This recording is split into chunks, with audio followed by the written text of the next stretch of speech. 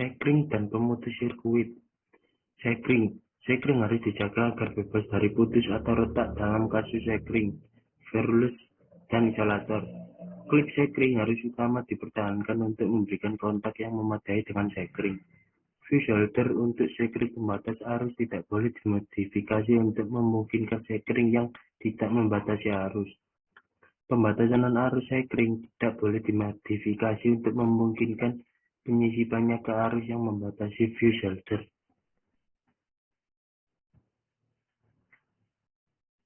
Pemutus sirkuit kotak cetakan. Sirkuit kasus cetakan, pemutus harus dijaga bebas dari retakan dalam kasus dan pegangan operasi yang retak atau patah. Pengujian pemutus sirkuit setelah gangguan listrik. Sirkuit pemutus yang menginterupsi kesalahan yang mendekati interupsinya peringkat harus diperiksa dan diuji sesuai dengan instruksi manufaktur.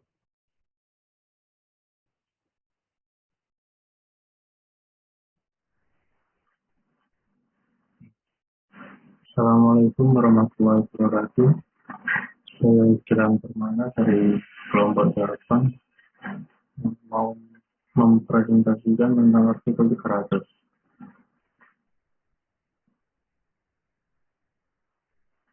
Artikel 300 yaitu pengenalan. Artikel 300 itu satu yang mencakup bab 3, yaitu mencakup peralatan listrik khusus yang bagi seorang pekerja dan perusahaan keselamatan kerja menjadi hal utama. Kesehatan dan keselamatan kerja untuk keselamatan kerja atau K3 itu juga diatur dalam Undang-Undang Ketenagakerjaan. APD adalah suatu alat yang mempunyai kemampuan untuk melindungi seseorang yang fungsinya mengisolasi sebagian atau tubuh dari potensi bahaya. Contohnya yaitu yang pertama helm keselamatan kerja.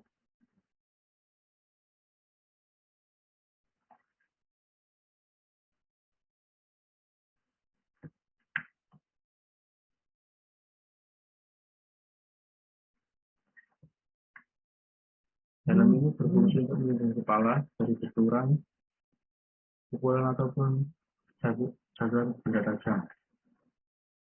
Yang kedua ada sabuk atau tali keselamatan yang berfungsi untuk membatasi gerak pekerja agar tidak jatuh atau terlepas dari posisi yang tidak diinginkan.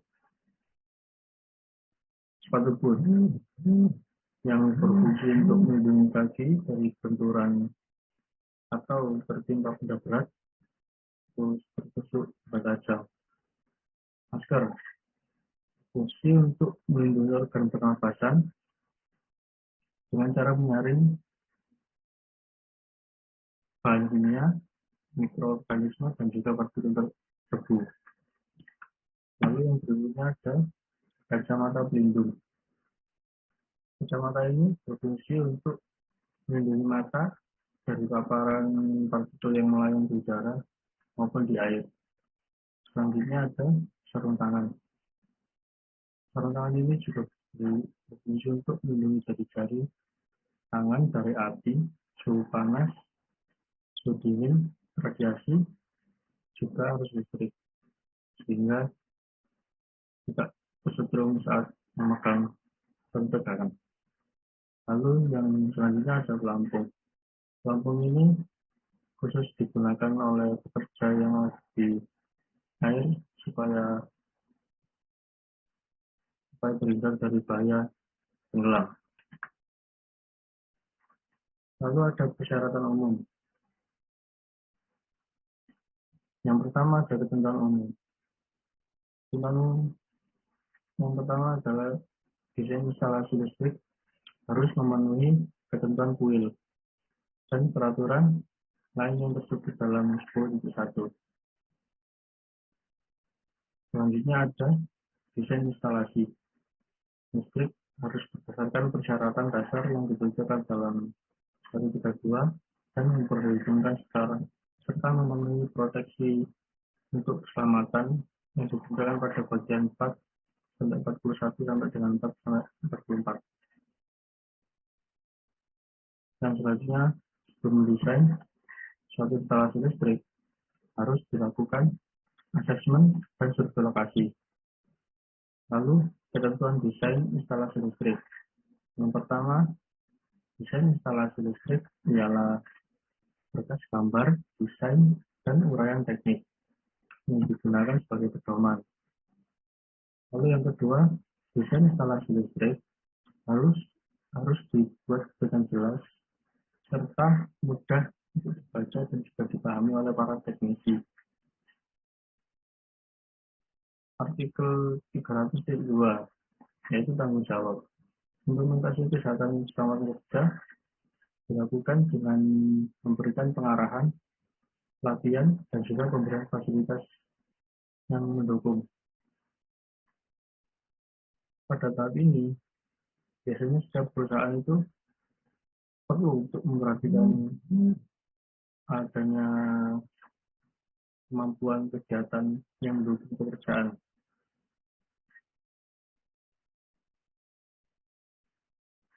Supaya ketika sedang bekerja itu tidak terjadi hal yang sangat membahayakan. Tujuan keselamatan ini yaitu tujuan keselamatan kerja dapat tercapai jika perusahaan mendukung pelaksanaannya dan karyawan menerapkannya dengan baik. Contoh pelatihan karyawan. Yang pertama ada program pelatihan karyawan sumber daya manusia. Pelatihan ini merupakan program umum dalam rangka mengembangkan sumber daya manusia atau tenaga kerja. Lalu yang kedua ada program pendidikan. Program ini biasanya ditujukan untuk karyawan terbaik perusahaan yang dirasa perlu untuk mengembangkan ilmu dan pendidikannya. Tentunya karyawan lulusan D3 diberikan beasiswa untuk melanjutkan kuliah S1. Lalu yang ketiga, program magang. Program magang kerja dapat dilakukan di luar maupun dalam perusahaan, yang umumnya terjadi di lintas departemen yang durasinya 1 sampai 3 bulan. Lalu yang keempat, pengayaan pengerjaan. Program ini adalah penambahan tanggung jawab dan juga tugas dalam posisi yang sama. Misalnya, karyawan yang menerima tugas tertentu atau proyek khusus di lintas departemen. Contohnya, karyawan memperoleh tugas untuk menggantikan pimpinan ketika atasnya cuti. Yang terakhir ada pelatihan ulang. Pelatihan ulang memberikan keahlian yang dibutuhkan oleh karyawan. Melalui hal ini, karyawan dapat lebih percaya diri dalam menyelesaikan pekerjaan. Hal ini biasanya dilakukan untuk pelatihan bagi karyawan lama. Artikel 300.3 yaitu organisasi. Menurut Robbins mengatakan bahwa organisasi adalah kesatuan sosial yang dikoordinasikan secara sadar dengan sebuah batasan yang relatif dapat diidentifikasi yang bekerja atas dasar relatif terus-menerus untuk mencapai suatu tujuan sama.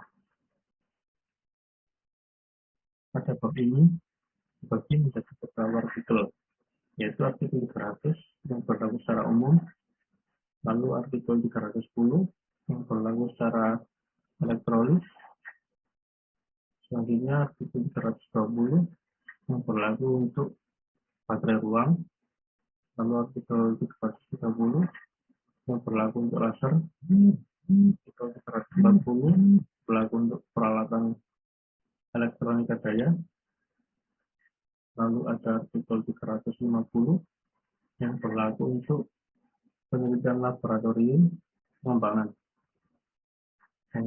Maksudnya penelitian dan laboratorium pengembangan. Artikel 360 yang berlaku terkait penyelamatan kapasitor. Saya akan menjelaskan tentang pasal 320 tentang persyaratan keamanan terkait baterai dan ruang baterai. 320.1 lingkup. Artikel ini mencakup persyaratan keselamatan listrik untuk pengamanan praktis karyawan saat bekerja dengan baterai penyimpanan stasioner terbuka yang melebihi 50 volt nominal. 320.2 Definisi. Untuk tujuan pasal ini, definisi-definisi berikut akan berlaku.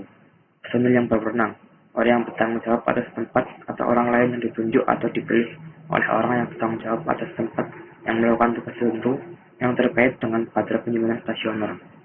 Baterai, satu sistem yang terdiri dari 2 atau lebih sel elektrokimia yang dihubungkan secara seri atau paralel dan mampu menyimpan energi listrik yang diterima dan dapat mengembalikannya melalui konversi ulang.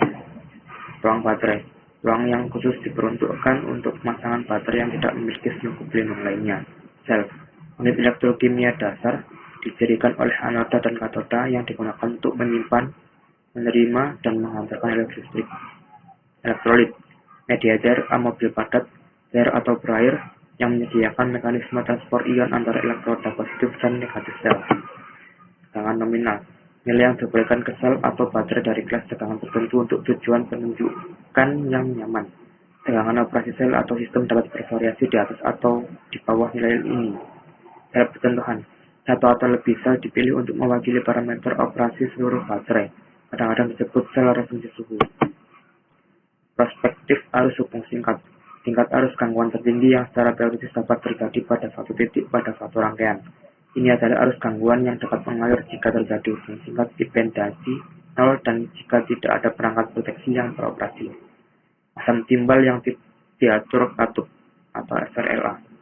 Sel timbal asam yang disegel dengan pengecualian katup yang terbuka ke atmosfer ketika tekanan internal di dalam sel melebihi tekanan atmosfer dengan jumlah yang telah dipilih sebelumnya, dan yang menyediakan sarana untuk rekomendasi oksigen yang dihasilkan secara internal dan supresi evolusi gas hidrogen untuk membatasi konsumsi air. Sel berventilasi, jenis sel di mana produk elektrolisis dan penguapan dibiarkan keluar dengan bebas ke atmosfer yang saat dihasilkan. Disebut juga sel kebanjiran. 320.3 Prosedur keselamatan. A. Bahaya keselamatan umum. 1. Ambang energi. Tingkat paparan energi tidak boleh melebihi yang diidentifikasi dalam daftar berikut kecuali jika pengendalian yang tepat diterapkan. 1. AC 50 volt dan 5 mA. DC 100 volt. 2. Penilaian risiko baterai. Sebelum pekerjaan apapun pada sistem baterai, penilaian risiko harus dilakukan untuk mengidentifikasi bahaya kimia, sengatan listrik, dan busur api, dan menilai risiko yang terkait dengan jenis tugas yang harus dilakukan. 3. Persyaratan ruang baterai atau kandang. A. Akses pribadi ke baterai berenergi. Setiap ruang baterai atau selungkup baterai hanya dapat diakses oleh personel yang berwenang. B. Penerangan. Karyawan tidak boleh memasuki ruang yang berisi baterai kecuali disediakan penerangan yang memungkinkan karyawan untuk melakukan pekerjaan dengan aman. 4. Pakaian. Personel tidak boleh memakai benda yang dapat menghantarkan listrik seperti perhiasan saat bekerja dengan sistem baterai. 5. Kondisi baterai tidak normal. Instrumentasi yang menyediakan alarm untuk peringatan dini kondisi abnormal dari kondisi operasi baterai yang tidak normal. Jika ada harus diuji setiap tahun. 6. Lampu peringatan. Tanda atau label peringatan berikut harus dipasang di lokasi yang sesuai. 1. Peringatan bahaya listrik yang menunjukkan bahaya sengatan listrik akibat tegangan baterai dan bahaya busur api akibat arus hubung singkat positif dan bahaya termal. 2. Peringatan bahaya bahan kimia berlaku untuk kasus terburuk ketika beberapa jenis baterai dipasang di ruang yang sama, yang menunjukkan hal berikut. A. Potensi adanya gas eksplosif bila berlaku untuk jenis baterai. B. Larangan api terbuka dan merokok. C. Bahaya luka bakar kimia dari elektrolit bila berlaku untuk jenis baterai. 3. Pemberitahuan kepada personil untuk menggunakan dan memakai peralatan pelindung dan pakaian yang sesuai dengan bahaya bagi baterai. 4. Pemberitahuan yang melarang akses ke personal yang tidak berwenang. B. Bahaya elektrolit. 1. Aktivitas baterai yang meliputi penanganan cairan elektrolit.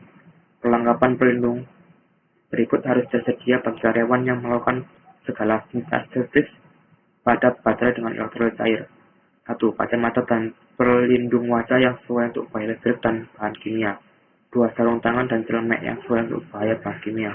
3. Fasilitas dan peralatan pencuci mata portabel atau stasioner di dalam area kerja yang mampu membasahi atau membilas mata dan tubuh selama yang diperlukan untuk mengurangi cedera akibat bahaya elektrolit. 2. Kegiatan yang tidak termasuk penanganan elektrolit. Karyawan yang melakukan aktivitas apapun yang tidak melibatkan penanganan elektrolit harus memakai kacamata pengaman. C. Peralatan dan perlengkapan. 1. Menangani. Alat dan perlengkapan untuk bekerja pada baterai harus dilengkapi dengan penghalangan yang terdaftar sebagai insulasi untuk tegangan kerja maksimum. 2. Kontak. Terminal baterai dan semua konduktor listrik harus dijauhkan dari kontak yang tidak sengaja dengan alat, peralatan uji, wadah cairan, dan benda asing lainnya. 3. Alat non-sparking. Alat non-sparking harus disyaratkan ketika penilaian risiko yang disebutkan oleh 110.5H menyarankan penggunaannya. D. Penahan api sel dan ventilasi sel. Jika ada bukaan ventilasi sel, baterai harus tidak terhalang. Ternyala api sel harus diperiksa untuk pemasangan yang tepat dan ventilasi yang tidak terhalang dan harus diganti bila perlu sesuai dengan instruksi pabrik. Sekian dan terima kasih. Itu tadi adalah presentasi dari kelompok kami, yaitu kelompok 8. Ketik dan sarang sangat terbuka untuk perbaikan presentasi kami. Jika ada pertanyaan bisa ditanyakan.